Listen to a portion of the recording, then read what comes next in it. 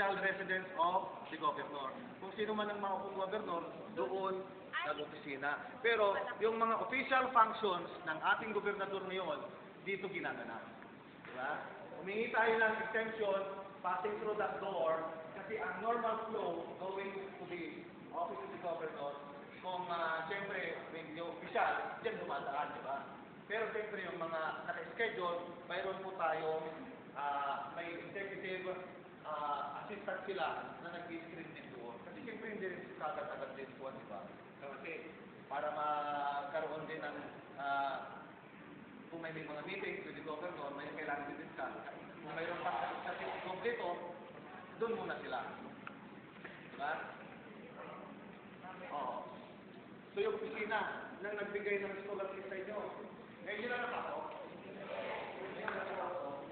My first time po. Malay nyo, baka